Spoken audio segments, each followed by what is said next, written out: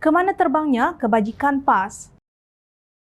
Sehingga hari ini, Presiden PAS Tan Sri Abdul Hadi Awang masih mengulangi pendiriannya bahawa perbuatan memberi wang semasa kempen pilihan raya umum ke-15 lalu ialah sedekah seperti dalam rencananya bertajuk PAS Berkebajikan, tidak bermusim, tidak bertempat dan tidak terpilih yang diterbitkan oleh Harakah Daily pada 6 Februari lalu. Abdul Hadi berkata mereka yang banyak cakapnya berkenaan perkataan sedekah diharap terlebih dahulu memahami konsep sedekah dalam Islam yang dibawa oleh partinya. PAS melaksanakan konsep berkebajikan mengikut petunjuk Al-Quran dan As-Sunnah dengan makna yang luas. Bersedekah hanya salah satu daripadanya, tegasnya. Beliau menggunakan firman Allah Subhanahu Wa Taala dalam surah Al-Baqarah ayat 177 untuk menjustifikasi tindakan pemberian wang tersebut. Bukanlah menghadapkan wajahmu ke arah timur dan barat itu satu kebajikan. Akan tetapi sesungguhnya kebajikan itu ialah beriman kepada Allah, hari kemudian, malaikat-malaikat, kitab-kitab, nabi-nabi dan memberikan harta yang dicintainya kepada kerabatnya, anak-anak yatim, orang-orang miskin, musafir yang memerlukan pertolongan dan orang-orang yang meminta-minta dan memerdekakan hamba sahaya, mendirikan solat dan menunaikan zakat dan orang-orang yang menepati janjinya apabila ia berjanji dan orang-orang yang sabar dalam kesempitan, penderitaan dan dalam perjuangan. Mereka itulah orang-orang yang benar imannya dan mereka itulah orang-orang yang bertakwa.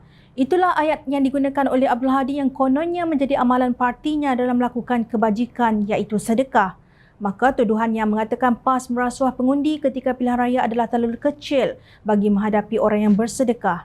Berbanding bantuan mereka itu yang diberikan secara bermusim atau bertujuan untuk mencapai matlamat politiknya sahaja, laksana ayam yang bertelur sebiji namun berkokok riuh sekampung, dakwanya. Katanya pengorbanan jentera PAS tidak bermusim dan bertempat tanpa meminta upah daripada manusia, tegasnya. Dalam hubungan ini, beliau mengaitkan dengan peringatan Allah Subhanahu Wa Taala dalam surah Al-Furqan ayat 63 hingga 67. Ayat 63 hingga 66 dalam surah tersebut menyuruh agar orang yang beriman sentiasa merendah diri, beramal soleh, solat tahajud dan menjauhkan diri daripada kemurkaan Allah Subhanahu Wa Taala supaya tidak dimasukkan ke dalam neraka jahanam. Sementara itu ayat 67 pula menyeru umat Islam supaya sentiasa bersederhana dalam perbelanjaan selain tidak kedekut.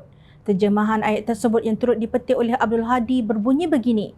Dan juga mereka yang diredai Allah itu ialah yang apabila membelanjakan hartanya tiadalah melampaui batas dan tiada bakhil kedekut, dan sebaliknya perbelanjaan mereka adalah betul sederhana di antara kedua-dua cara boros dan bakhil itu.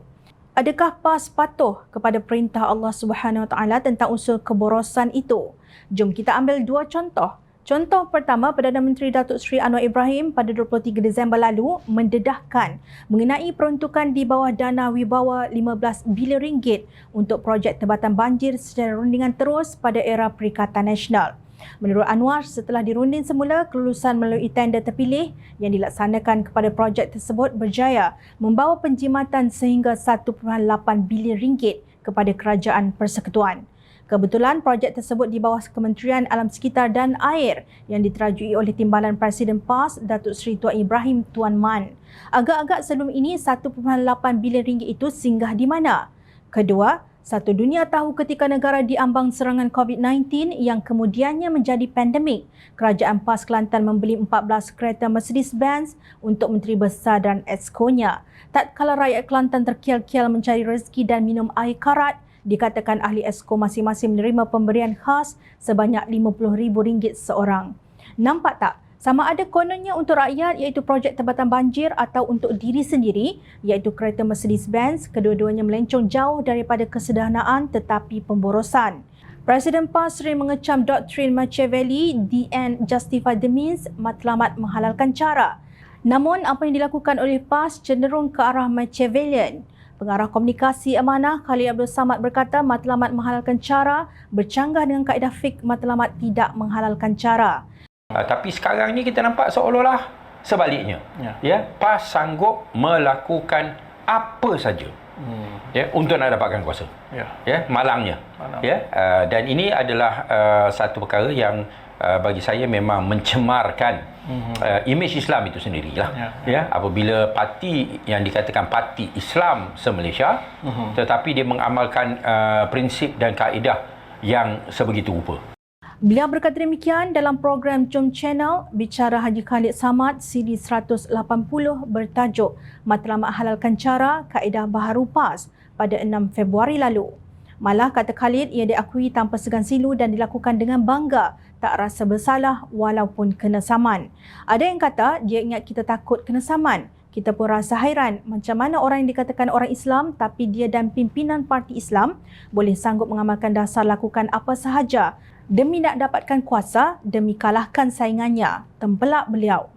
Khalid berkata inilah perkara yang sedang berlaku. Bagi bukan Islam, ini memberi gambaran yang teruk terhadap Islam, tegas beliau. Hari ini kita tidak tahu adakah PAS masih mengamalkan politik Islam. Justru tidak keterlaluan jika kita kata inilah politik penunggang agama natijah amalannya yang sudah jauh menyimpang daripada kaedah fiqh. Entah di mana jiwa besar yang dibanggakan dahulu kerana rakyat hanya nampak nafsu besar. Ingat, rakyat sentiasa memerhati.